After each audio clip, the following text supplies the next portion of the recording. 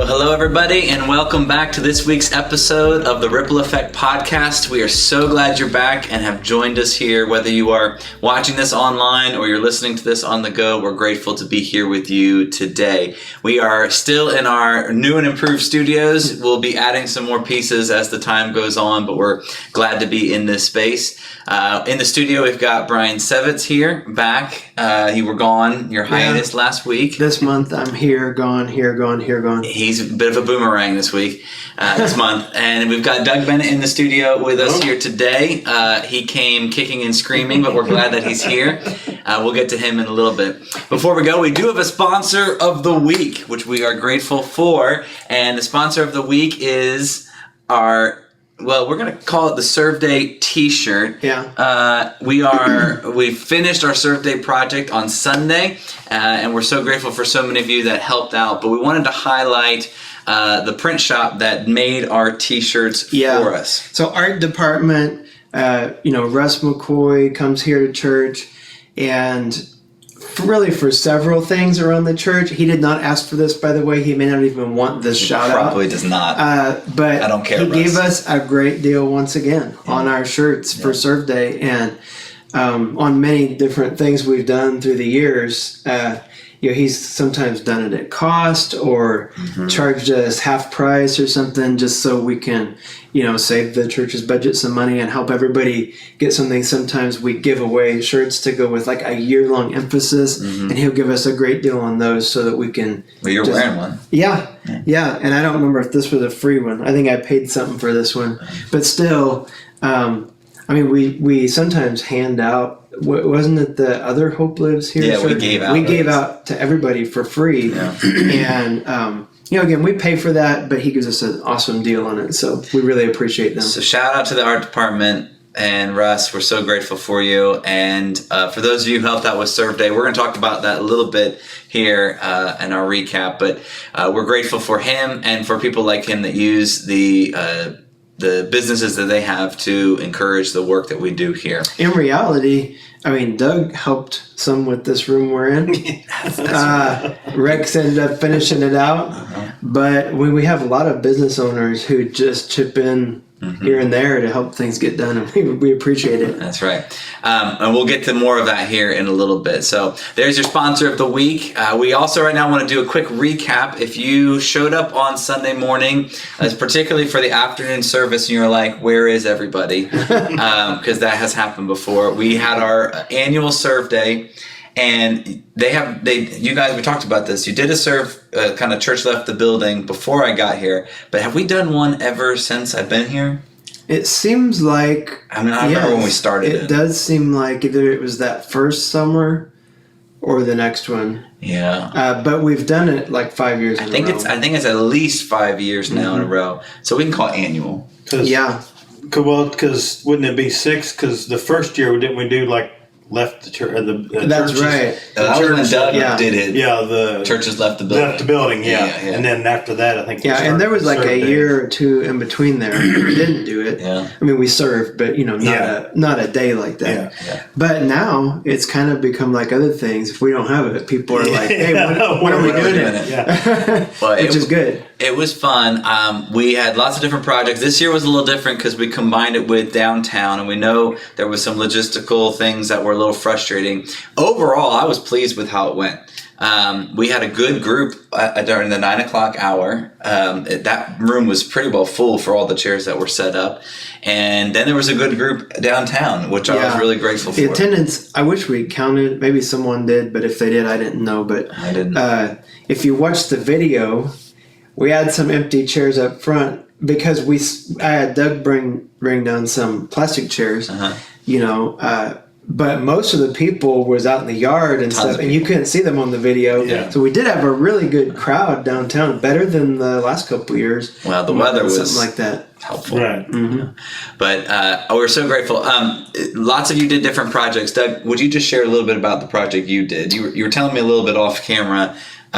Most people, this is the one thing that we got to figure out how to do better of sharing the projects and the stories, but you had a pretty cool one. Me and Robert Gaines and Jeff Crane and Jacob went over to Holiday to a family. I think his name's Lim. I believe Lim McGee. I think, and built a outdoor couch for him. He's a handicap, and we basically made a L-shaped couch that they could put the chair that he has, the special needs chair that he has to sit in, and put it on that, and so they could use an outdoor movie screen. And also he likes to do outdoor, be outdoors. And his mother was saying that one of the problems is he's got to be in his chair. Well, he relates that to school, and he really don't like to go to school because he knows he's not going to be with the family. Yeah. And so when they put him in that, he thinks they're going back to school. And so he really, he was out most of the day and watched us, and you could tell he really was going to enjoy it and liked it. That's awesome. So did you get to finish it then? You started the project, finished the project? Yeah, we started and finished. We got there a little bit later than we planned on. We got there about 1 o'clock due to cleaning up from downtown and different stuff. And then we left there around, I think it was 5:30 or so by the time we got finished up with the project. Well, you got a longer one then. Yeah. So I have a couple photos. We know that some of you just listened to this, so when we say look at this, it means nothing to you. But I will try to overlay a couple of photos because Doug sent them to me, the progress photos of that day, and it was awesome. Yeah. The last one was him sitting on the couch in his chair, and it's like this is the reason we do a day like this. Yeah, it made it worth it because when you see that, it was like it was worth doing that project. That's pretty cool. And she was the mother was grateful too because she said to her 3 times she never figured that she would get picked or however that we was going to come do it. She's like, she was really grateful. It wasn't just, I think it'll come to a lot of good use. Oh, that's awesome. The thing about Serve Day projects is you never know what good's going to come of it. You never know how it encourages people or what's the long-term benefit of it. But that's why we do it. We don't know what God can do with these things. And some of the projects, we might do them and nobody cares. But it's going to be those few that end up making an impact in people's lives that matter. And it's good for us. It's good for us just to have a day where we're going to do something for somebody else. So that's really cool. That's what I was glad I was involved in that project because, cleaning up at the park or cleaning on Morley streets needs to be done, but nobody really, hey, I've seen them out there doing it. Somebody probably went by and's like, what in the world, where this here was like, you could tell that. And in the past, I've done some projects with being handy with tools and stuff of, even some other people in the church, we went and did some work on their, garages or house or something that had just some small issues that they couldn't afford or, didn't have the know-how or whatever to fix them. And it makes it better when you do a project like that. It does. It's meaningful. Yeah. We went out and did of course, I was like you. A lot of my day was spent cleaning up. Yeah. But then I went and helped with my family, was over at the warehouse, which I had no idea what we were getting into. The warehouse for Faith Bridge has multiple locations, and one of them is just this big warehouse of pallets and stuff drug off of semi trucks. Literally, they're a multi-state operation now. They got big. It is crazy. And, you get done with that and you're like, we barely made a dent. Like, we did stuff. And there was a great crew there. And actually, Redeemer had already worked that morning some because they were having some projects too. But project like that, you don't know. It's not near as tangible as what Doug did. Yeah. But you still feel useful. And you're like, this is helping somebody. Yeah. We're never going to know their face of who it helped. But it's helping, if nothing else, helping Andy and their family keep that operation going because it's getting huge, really. Well, I love the idea of just waking up in the morning saying, all right, today is just going to be about how can I help somebody else? And we can't do that every day because we got jobs, we got things we got to do, we got family, we got things we got to take care of. We have our own honey to-do lists, we got all sorts of stuff. But there is something that's freeing about just saying, hey, I am going to, whatever I can do to help others, I'm going to do. And I heard on Sunday you sent Brian that kind of message saying, hey, what can I do to help? Yeah. Because you became a road runner for us. Yeah. So, and that's one of the things I wanted to bring up, and why I wanted to bring him in was just because, like, my head on a morning like that has about 500 things running through it, things that need done and all that. And Jessica was like, the night before, you need to get some more help. Yeah. And I was like, well, I don't know who to call. It's too late. And then I was literally just gotten in the van to leave Sunday morning. And Doug just is like, I'm just sitting here on the porch or something. What do you need? And he's like, oh, I can give you a list. And we started giving him a list. But really, that's just, it's about just being available. Yeah. And none of them were glamorous things. I mean, he ended up doing auto work and everything else that day, things we didn't expect. Yeah, But, I heard some door latches didn't quite work. We still can't get all that accomplished, but we got one door open for some reason. well, we were just about to have a sound system blasting out of the van because the doors wouldn't open. Seriously. And the speakers were still inside. I was starting to the think van. about, we're just going to set the band up here in front of the van and blast the sound out of the windows or something. Well, I was right after the first service. I was going to get the food. I was going to get the T-shirts, the communion, and I was going to load it up in my van. And by the time I was done finishing a conversation, Doug was like, "Do you need anything else loaded up?" And I was like, "What do you mean?" He's like, "It's already done." And I was like, "Oh, this is great." Thank you. So we're really grateful for you and for everybody that helped out on Sunday. If you have stories or pictures that you feel like people need to hear about Serve Day and your experience, just let us know. Send them to me, send them to Brian. We'd love to hear them and then share them with everybody else. Okay, before we get to talking a little bit more with Doug, let's give you the TLCC top 3, the top 3 things you need to know coming into this week and getting ready for next week. Brian, what do we got? All right, so number 1, the Wednesday nights are continuing. I hear there were a few hiccups, especially with check-in always has hiccups. I don't know why. Every time. But we got it fixed. Dawn and I were both gone, and it was a little extra stressful on those that were here. But so Wednesday night, 6:30, come if you didn't come last week. And I wanted to highlight the men's group because the men's group kind of voted on what they're going to do last week. Right. When I wasn't there, I sent them some options. And so we're going to be starting a Kyle Idleman video study through the book of Galatians. I think it's 6 or 7 weeks, and that'll start Wednesday night. So guys, if you don't have another group, come and join us in the coffee bar Wednesday night, 6:30. And there's groups for all ages on Wednesday nights. Second, this Saturday is our Women of Worth worship night. So some of us will be watching our kids, and our wives will be out there, I'm sure. But Women of Worth worship night, it's at the camp, so White Oak Camp. If you don't know where that is, look it up, White Oak Christian Camp. It's down on the end of Urbandale. And Saturday, that starts at 6:30 with s'mores, and then they're going to start their music and worship time at 7. So that's for ladies. The third thing I wanted to highlight is our congregational vote. We've been talking about that for a few weeks, and if you're a member, you receive that in the mail. But we'll be voting on our elder and deacon candidates, as well as we proposed a few tweaks to our bylaws, and then we'll be voting on that as well. So in between the services and after the service, there will be people at the kitchen window in the auditorium. And if you're a member, you have to have been a member for 6 months at the church to vote, and you need to be 18 or older. And if that's you, then go to the kitchen window. We also ask all of our families once a year to verify your membership.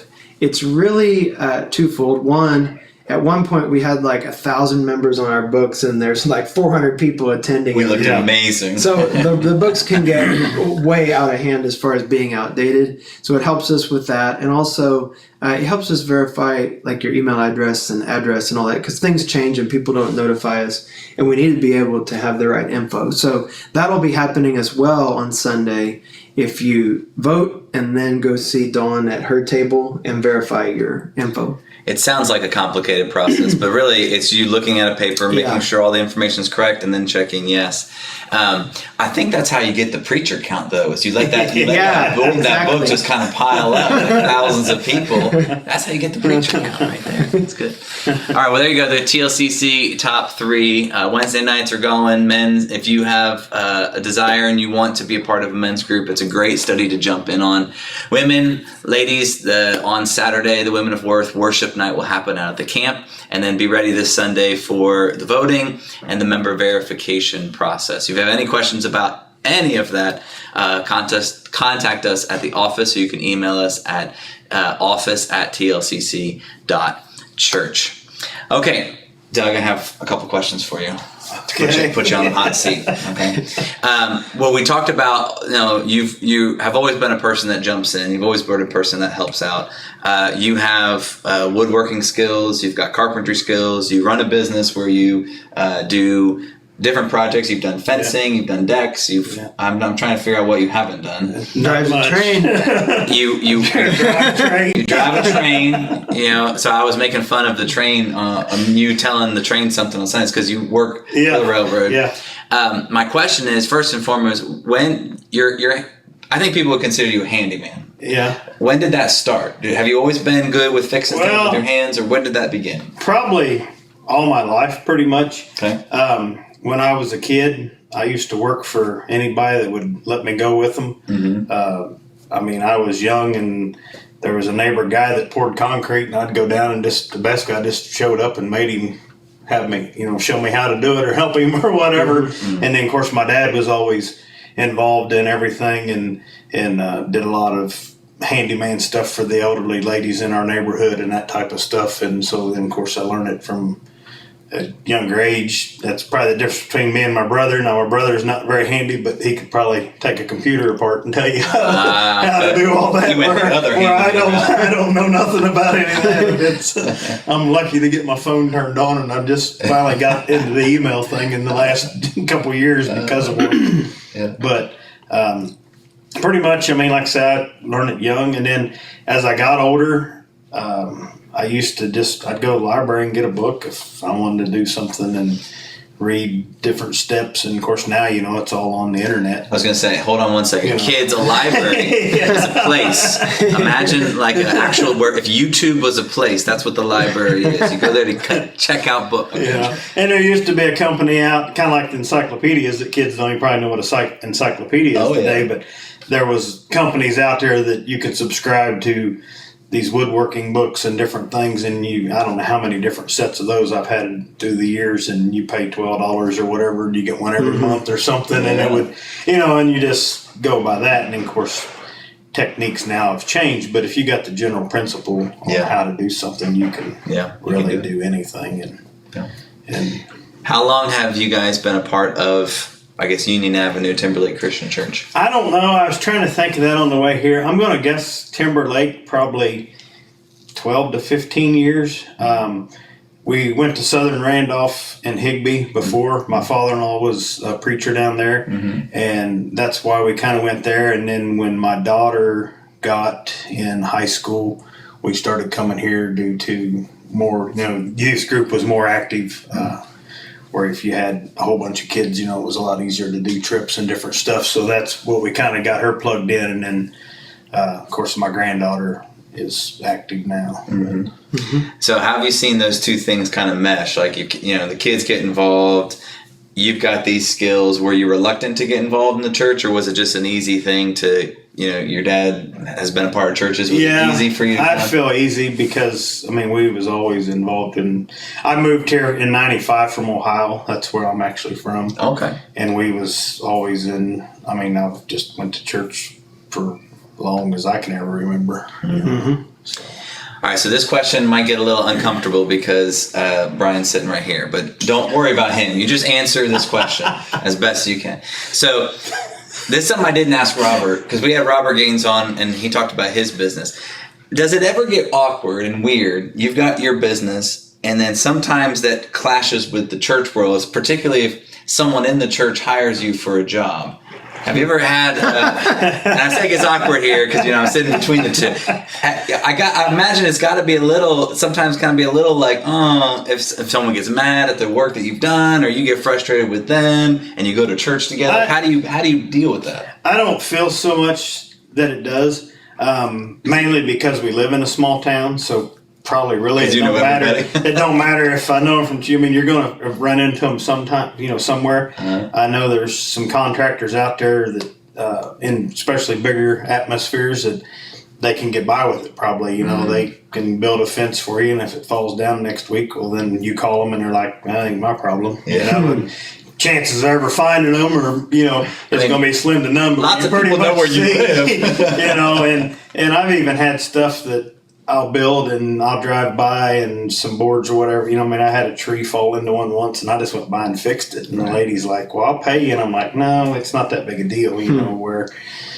And then as far as a church member, I treat them the same as anybody else. It's a business. I can't really do it for free or something. Right. I try to, we do projects around the church, and we try to, make a better deal for that. But I still got to pay my guys that work for me and insurance. And that's what a lot of people don't understand. The cost of a business is more than just just doing. You got an accountant you got to pay every month, and she's got to do your payrolls and different stuff, and it adds up. So what you're saying is there was no awkwardness between you guys. I think it was. Okay. Yeah, and Doug is good about there's just some minor stuff that you're going to have with a project that'll come up, a month later or whatever. I don't remember what it was. Maybe something a bat got in the house or something. Oh, we did have we had a bat in our bedroom, and we're trying to figure out where'd that come in, and then we saw this little hole in the soffit. Yeah, and we're like, So that was it. Jessica has not forgot that day. So anyway, he came over. Week later, and patched it up, and. You appreciate people who stand behind their stuff, because we've all dealt with people who don't they drive away, and if I come back, it's going to be another $500, and it's something that should have been done really to begin with. And it's like you say, I think you almost have to do that in a smaller town, or else your reputation pretty quickly. If you're, and that's what I say. I've never really theoretically ever advertised. Yeah. Everything that I pretty much, I do have some shirts and hats, but pretty much everything's word of mouth. People will call me and be like, "Hey, a coworker told me," or "Hey, this here," or, and that's really the best customers to have. Oh yeah. I've got some that's Googled me or whatever because I've got bigger, and they're the ones you're a little bit leery of because, it's like, you don't know that. I don't know them, and I understand, and, so it makes it, but. Yeah. So we've already talked about how you do the railroad, you got your business, people are asking you for help all the time. You're a big family person, though. Yeah. Your family, you guys have been through a lot. You're a tight-knit family. How do you balance... this was something that I didn't really get into with Robert a whole lot, but since you're similar, owning businesses and things like that, how do you balance the busyness of, when they call me, I got to go on the road. When the job needs to be done, it's got to be done. But then I want to be at the ball games, and I want to be there for family and spend time. How do you balance work and family? It makes it tough, especially with the railroad, because you don't really know when you're going to work on the railroad, and it does make it hard to plan, hey, we're going to have a birthday party on whatever day, so sometimes you got to get creative and plan some moves and do some stuff, but I'm trying to figure that out a little better. And then as far as all my side stuff, we are active. My son and daughter's both got kids now, and they've got stuff going on all the time, and I'll tell them, well, I'm not going to go, and then usually I'll end up going before the day's over. Figure it out. Or, my daughter or my granddaughter just got into trap shooting. Oh, yeah. And, of course, she wants me to take her to that or whatever, and I'll be like, I can't take you, and then all of a sudden I show up before practice and be like, come on, let's go. So you're saying you just make it work. Yeah. Keep family a priority, though. Yeah, you can usually make everything work out, and I might make a customer or two mad that I'm a day late or whatever getting there, but usually it'll all work out. That's good. How do you, especially working for the railroad, how do you maintain your Christian witness and identity when you are working in the secular world? It's tough at times just because the atmosphere you're in. It's hard to keep your cool, I guess, or whatever, because some of the stuff that they do and, is not, and Robert kind of brought that up with different companies that he had worked for, as when he was into trucking. I mean, the railroad's basically the same. It's probably a little better because it's mainly, most of the time, it's just you and one other guy. Right. Corporate wise, is they could carry, I mean, that's not really comes into play as much as them. And our laws are, he was talking about they would make them go over their laws and all that. It's impossible to do that because the railroad won't do it, just because they would get federal fines. And I mean, it's watched a lot. Right. But that doesn't mean the environment's not always the easiest. No, right. No. High stress, long hours. Yeah. Yeah. And it's pretty tough at sometimes to keep, because they do some crazy stuff. I bet.